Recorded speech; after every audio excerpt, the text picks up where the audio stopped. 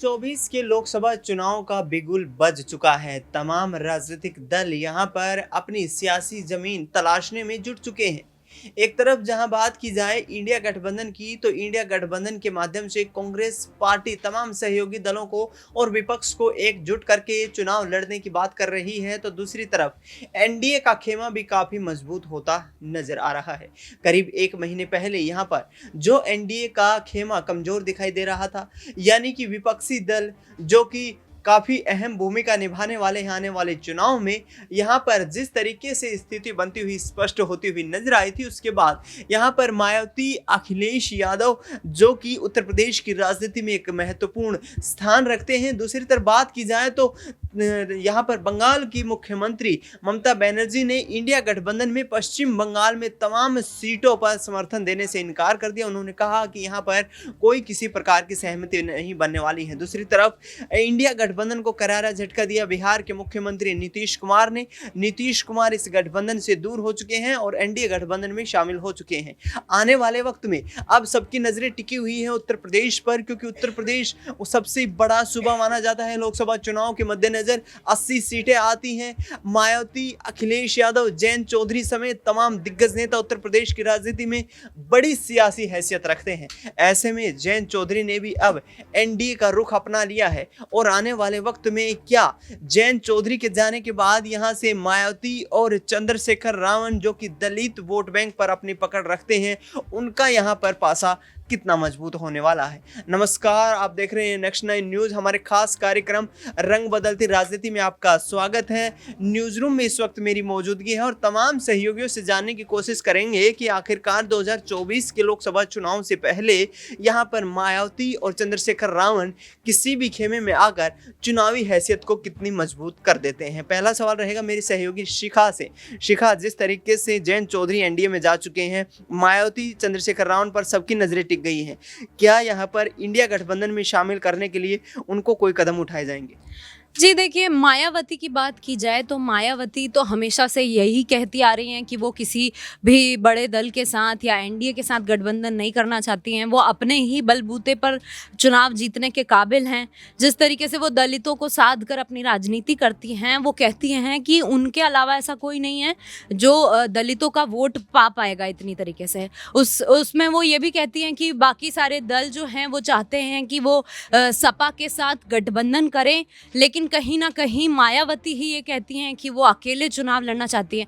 कहीं ना कहीं वो जैसे यूपी की मुख्यमंत्री रह चुकी हैं, तो वो चाहती नहीं है कि उनका दबदबा कम हो या वो किसी दल में जाएं। वो यही चाहती हैं कि वो अपने बलबूते पर अपनी पहचान बनाते हुए अकेले चुनाव लड़े। लेकिन वहीं ये देखा जाता है कि मायावती छोटे दलों को भी साधते हुए नजर आती हैं, अपनी ओर खींचते हुए नजर आती हैं। तो अब ये देखने वाली बात होगी कि मायावती किस तरीके से किसी दल के साथ मिलके ये वाला चुनाव लड़ती हैं या अपने बलबूते पर ही लड़ती हुई नजर आती हैं। अच्छा शिखा, 2019 में 10 सीटों पर जीत हासिल हुई थी मायावती को गठबंधन में होते हुए, तो क्या यहाँ पर मिलकर चुनाव लड़ने से जो उनको फायदा मिलता नजर आ रहा था, ऐसे में एनडीए गठबंधन में शामिल अभी तक होने का ऐलान नहीं किया गया है, तो क्या इंडिया में खींचने के लिए कांग्रेस पार्टी कोई कोशिश करती नजर आ सकती है? जी बिल्कुल, देखिए दिनेश, जिस तरीके से उस चुनाव की आप बात कर रहे हैं जिसमें गठबंधन के साथ मायावती को वोट्स मिले थे, उन्होंने काफ़ी चीज़ें जीती थी। उसके बाद ये देखते हुए नजर आया कि उसके बाद से ही वो किसी गठबंधन में शामिल होने के बारे में कुछ भी बोलती हुई नजर नहीं आई। लेकिन वहीं अभी इंडिया जिस तरीके से छोटे छोटे दलों को साधती हुई नज़र आ रही है, इंडिया चाहती है कि वो कहीं ना कहीं सपा को भी अपने इसमें अपने खेमे में लेके आए और उनके साथ गठबंधन करके इस बार चुनाव जीते और लड़े, और कहीं ना कहीं वो मायावती के वोट बैंक को भी अपनी ओर खींचना चाहते हुए नज़र आते हैं। बिल्कुल, यहाँ पर कहीं ना कहीं इंडिया गठबंधन में प्रमुख दल यहाँ पर कांग्रेस पार्टी है और कांग्रेस पार्टी जरूर चाहेगी कि आने वाले वक्त में यहाँ पर इंडिया गठबंधन में मायावती और चंद्रशेखर रावण को यहाँ पर शामिल किया जाए, जिससे देश भर के तमाम जो दलित वोट बैंक हैं उस पर पकड़ मजबूत की जाए। दौलत मेरे सहयोगी मेरे साथ है। दौलत, जिस तरीके से जो स्थिति बनती हुई नजर आ रही है, जयंत चौधरी अब एनडीए का रुख करने वाले हैं, तो क्या मायावती यहाँ पर आकर इंडिया गठबंधन को मजबूती देती हुई दिखाई दे रही है? देखिए लगातार यहाँ पर यूपी में जो गठबंधन का समीकरण है वो बदलता हुआ नजर आ रहा है। अब यहाँ पर आपने कहा जो जयंत चौधरी की पार्टी है वो अब साथ यहाँ पर एनडीए या कह लीजिए बीजेपी का देगी, लेकिन अभी मायावती का स्टैंड बिल्कुल भी क्लियर नहीं है कि इंडिया अलायंस के साथ जाएंगी या फिर एनडीए के साथ जाएंगी। देखिए एनडीए के साथ जाने का तो कोई सवाल यहाँ पर नहीं उठता, लेकिन इंडिया अलायंस में अभी भी थोड़े बहुत चांस हैं कि वो वहाँ पर जा सकती हैं। अगर कांग्रेस या फिर अन्य दलों ने अच्छे से मना लेते हैं और उनको समझा लेते हैं चीज़ें, तो वहाँ जा सकती हैं। वरना तो सपा भी लगातार कोशिश कर रही है कि वो आए, तो सपा इसमें एक बड़ी भूमिका निभा सकती है और खुद यहाँ पर बीएसपी भी कहीं ना कहीं अपना राजनीतिक फायदा समझते हुए वहाँ जा सकते हैं। लेकिन अभी वो खुद जो है खुद एक गठबंधन का बड़ा दल बनना चाहती है। वो खुद यहाँ पर अन्य छोटी पार्टियों से गठबंधन करने की तैयारी में, अकाली दल हो गया व अन्य यूपी के और भी कई क्षेत्रीय दल हो गए, उनसे लगातार संपर्क साधने की कोशिश की जा रही है और अपने आप को यूपी के अलावा और भी राज्यों में आजमाने की बात यहाँ पर हो रही है। और ऐसे में वो कई और दलों के साथ जा रहे हैं ताकि वो खुद एक गठबंधन के बॉस बनकर इन चीज़ों को लीड कर सकें। और ऐसे में कहीं ना कहीं बीएसपी साध रही है कि अभी नहीं तो अगले आने वाले चुनावों में इसका फायदा जरूर होगा।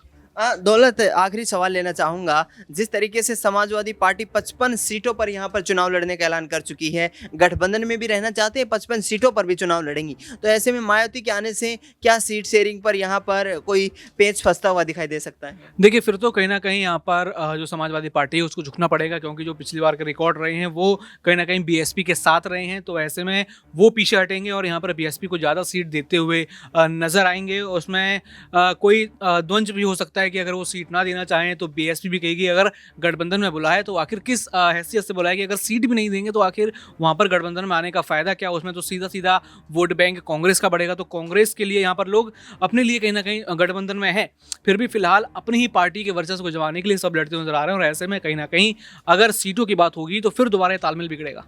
बिल्कुल, यहाँ पर कहीं न कहीं तालमेल बैठाना यहाँ पर ज़रूरी हो जाता है तमाम उन राजनीतिक दलों के लिए, क्योंकि यहाँ पर गठबंधन धर्म निभाना है तो तमाम उन सीटों के लिए सैक्रिफाइस भी करना होगा। जिन सीटों पर यहाँ पर तमाम राजनीतिक दल जिनकी हैसियत कमज़ोर जताई जाती है, या दूसरी तरफ ये देखा जाए तो सीट शेयरिंग के मुद्दे पर सहमति बनाना गठबंधन में कहीं न कहीं अहम कड़ी हो जाता है। और इसी कदम में आगे बढ़ने से पहले यहाँ पर कांग्रेस पार्टी भी तमाम सीटों पर सैक्रिफाइस करती हुई नजर आई है। यूपी में 17 सीटें उनको समाजवादी पार्टी देने का ऐलान कर चुकी है। आकाश से अगला सवाल रहेगा। आकाश, जो स्थिति इस वक्त बनी हुई है उस स्थिति के अनुसार यहाँ पर यदि मायावती इंडिया गठबंधन में कांग्रेस पार्टी की सहमति से शामिल हो जाती हैं, कितना मजबूती मिलेगी यूपी में? और बिल्कुल देखिए, इसमें कोई दो राय नहीं कि अगर मायावती कांग्रेस के साथ शामिल होती है, इंडिया गठबंधन के साथ शामिल होती है, तो उत्तर प्रदेश में एक मजबूती मिलेगी इंडिया गठबंधन को। देखिए उत्तर प्रदेश में देखा जाए तो बीजेपी का कुनबा अभी भी भारी है। 80 सीटों पर ज़्यादातर सीटें बीजेपी के पास है और ऐसे में उनको अगर दलित वोटों को साधना है तो मायावती एक बेहतर ऑप्शन हो सकती है और ऐसे में उनका जो जीत का प्रतिशत है वो भी बढ़ सकता है। आप देखिए कि इंडिया गठबंधन लगातार टूट रहा है, ऐसे में मायावती की एंट्री उनके लिए सोने में सुहागा जैसा होगा और मायावती उत्तर प्रदेश में उनको तमाम सीटें भी ला सकती हैं। हो सकता है लोकसभा चुनाव जिताने में मदद भी कर दें, लेकिन मायावती ने तो साफ इस बात का इनकार कर दिया है कि वो ना एनडीए में जाएंगी ना इंडिया गठबंधन में जाएंगी, वो अपने अलग दल बना रही हैं। तो कहीं ना कहीं जो अटकलें हैं वो लग रही हैं कि मायावती अभी उनके खेमे में आ सकती हैं, लेकिन ये इतना आसान नहीं, क्योंकि मायावती यहाँ पर मायावती को गठबंधन में चुनाव लड़ने पर समाजवादी के साथ 10 सीटें जीतने का मौका मिला था। लोकसभा चुनाव की मैं बात कर रहा हूँ, विधानसभा में सुपड़ा साफ हो गया था। तो ऐसे में अकेले दम पर कितनी हुंकार भर पाएंगे? और देखिए अकेले दम पर वो हुंकार भले ना भरे, लेकिन जो विपक्ष के नेता हैं, जो दूसरी पार्टियां, उनको यहाँ पर वो चिंता में जरूर डाल सकती है। देखिए मायावती भले न जीते इस बार, लेकिन दूसरी पार्टियों को कहीं ना कहीं नुकसान पहुंचा सकती हैं। ये नुकसान सबसे ज़्यादा इंडिया गठबंधन को देखने को मिल सकता है। यूपी में देखा जाए तो कांग्रेस का कुनबा ना के बराबर है, तो ऐसे में अगर वो विरोध में भी खड़ी होती हैं तो भी यहाँ पर कांग्रेस का काम खराब हो सकता है। जो दलित वोट यहाँ पर दूसरे उनके पार्टी के नेता ला सकते हैं उनको भी यहाँ पर मायावती नहीं छोड़ेंगी और यही बड़ा कारण है कि मायावती दूसरों के साथ नहीं जुड़े। देखिए मायावती ने खुद कहा कि वो दूसरे पार्टियों के साथ जुड़ती हैं तो उनकी पार्टी का वर्चस्व खराब होता है, दूसरी पार्टियों को तो फायदा मिलता है, लेकिन इस बार वो अकेले उतरेंगी, चाहे वो जीते चाहे वो न जीते, लेकिन कहीं ना कहीं मायावती दूसरे पार्टियों को यहाँ पर नुकसान पहुंचा सकती है।